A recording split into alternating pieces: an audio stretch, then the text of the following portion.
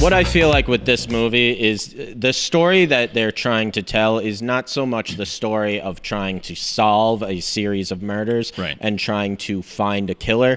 It's the story of a mother's struggle to try to get the police to take her daughter's disappearance seriously. Exactly. And you know, and a lot of them had the same experience. If you listen to Maureen Brainerd Barnes' family, if you listen to a lot of their family, you know, you have the problem with jurisdictions. So most of these people, they were not from Long Island. In fact, none of them were, except Amber Lynn Costello was from Babylon. She went back and forth from Florida and North Carolina, but she did have a residence.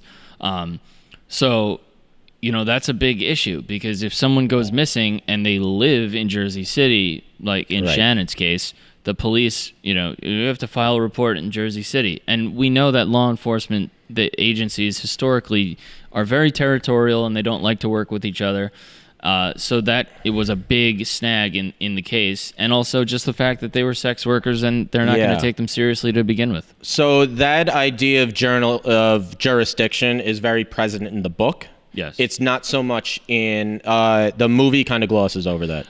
Right, and I understand. It just makes it an easier villain to be like, hey, Suffolk County, and you know, listen, Suffolk County did themselves no favor in this case, and as a matter of fact, like the top law enforcement officials one went to federal prison, one's on his way to federal prison. It just was prolonged because of COVID, but Spoda's going to jail. So who's the district attorney? Go. So these women then confront the residents of Oak Beach. They're basically saying, like, well, if the police aren't going to go and go around Oak Beach and ask people of what they saw that night and take statements, then we're going to do it. So it's very much these women they're fed up with the police not doing their job, so they're going to take it into their own hands. And not Peter Hackett, but John Brewer. Joe Brewer was the John who Shannon was seeing hired Shannon that night. And I do kind of love the scene of Marie Gilbert going up to Joe Brewer's like front door and like nailing a missing persons flyer for Shannon on that. Yeah. And then you have the police show up and escort the families away, and Marie Gilbert kind of makes a note that it only took them 12 minutes, while it took them over an hour to respond to her daughter's 911 call the night that she went missing. Again, this is where reality is more complicated, because Shannon's 911 call, she didn't know where she was because she's not familiar with the area. So she said she's by Jones Beach. Jones Beach State Park is in the jurisdiction of the New York County. No, of the New York State Police, because it's a state park. Okay. So that led to the confusion that night. I'm not making any excuses for Suffolk County, but you know, it's just, again, you know, there's a million of these, and that's the problem with again, you know, movie versus real life. But I mean, you're talking about that's how it happened in real life, but I think what the movie is trying to suggest, that to the police, the fact that these women are crashing into a gated community and questioning people, I think what the movie is trying to say, that to the police, that's the bigger issue. That's what calls their attention more. Of course. And I think you're making this connection of not only do the lives of the wealthy matter more than the lives of the poor, but just like the mere comfort of the wealthy is more important than the lives of the poor. Of course. That you're going to respond quicker to rich people who are saying my Saturday is getting ruined than you are to a prostitute who's calling you saying people are trying to kill me. I mean, it's like with politicians, you know, it's like they're going to respond to their donors sooner than they're going to respond to someone asking for health care. I mean, it's the same idea. You know, these are the people that are going to vote for the budgets that they want and the backed by the right politicians and make the right contributions. It's all the same idea. And there is very much an idea of, or a theme really, that's kind of run throughout the characters who are seen as who are police officers, that they shouldn't be putting so much effort on solving the case of a missing hooker, as one of them says. One of them literally says the line, "Who puts this much time into looking for a dead hooker?"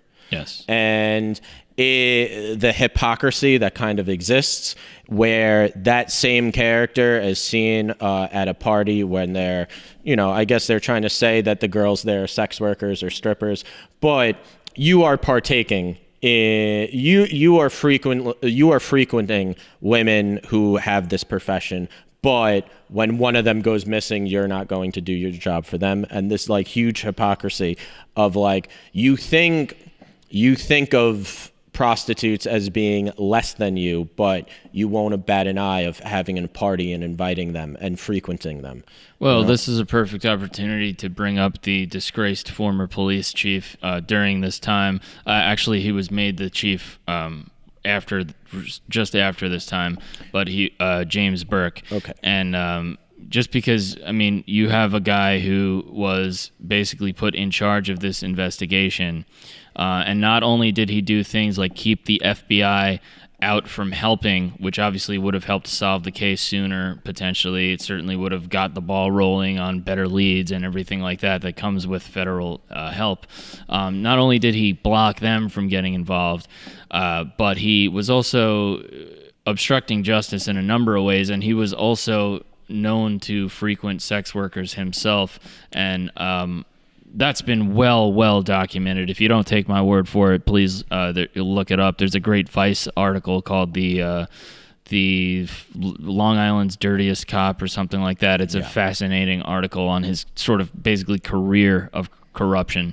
There's also former law enforcement officials who have went on the record saying that he was either in possession or seeking out the possession of snuff films. Ooh. Yeah, he's anyway.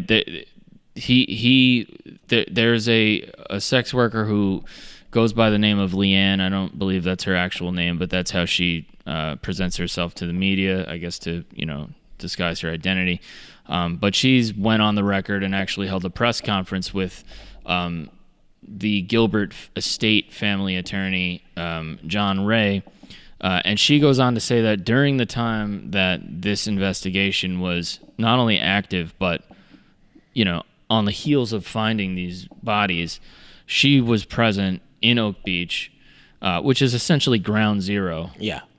For the Long Island serial killer investigation. She was saying she was at parties in Oak Beach with James Burke, with sex workers, with drugs, while the investigation was ongoing. Right. So the point is, not only are you not doing your job to get this case solved, but you're spitting in the face of the families and everyone who gives a shit. Yeah. You're telling me that you're going to be caught dead at ground zero during the investigation, partaking in the same activities that this whole investigation is essentially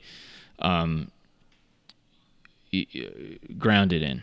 And not to mention, she also claims that he got violent with her, which is almost more important. Is more important. He claims that or she claims rather that she was choked by him while they were engaging in intercourse, and that he referred to her as a, quote, bad whore, and threw money in her direction in sort of like a dismissive, condescending way. So, they kind of, to your point, like they kind of show that a little at like the retirement party. They show that a little. So James Burke is not mentioned at all in the film. No. Instead, like they use the police commissioner of Richard Dormer as the character who's really like the focus of Marie Gilbert's anger. Yeah. There is the lower detective. I forget his actual name in the movie, but he's played by Dean Winter, who I always felt was kind of like a substitute for not necessarily James Burke, but the type of corruption that James Burke represents. He's basically a combination of just like bad Suffolk County people. Yes, and he's the one who's really the one who's most vocal that like this is not worth our time. And he's also the one who, like, he claims in the beginning, like, oh, Oak Beach, you know, me and some of the guys will go down there to party and stuff. And he's the one who's like at the police commissioner's retirement party at the end of the movie. He's the one who's like, you know, he has a stripper or a prostitute on his lap, and look, and we're not fucking choir boys up here, right? Like, if you want to go see a stripper or you want to employ a sex worker, knock yourself out. No, that's not the case. Right. I 100%. Not only do I fully support sex workers, I also, I don't think there should be anything wrong with sex work or the men who frequent sex workers. I agree. But if you do that and you partake, then you need to treat need to treat them as human beings. Yeah. And when a girl goes missing, you cannot treat this as the case of the dead hooker. You need to treat this as a human being who has a family that's looking up to you. That has a family. But I mean, look, how many examples do we need? I mean, there's plenty of times now people have this amazing ability to just sort of do one thing, say one thing, and do another, and it's look. Again, I'm a broken record, but you have to look up the actual facts and the actual players of this case, because it's fucking crazier than any movie could ever even attempt to make it.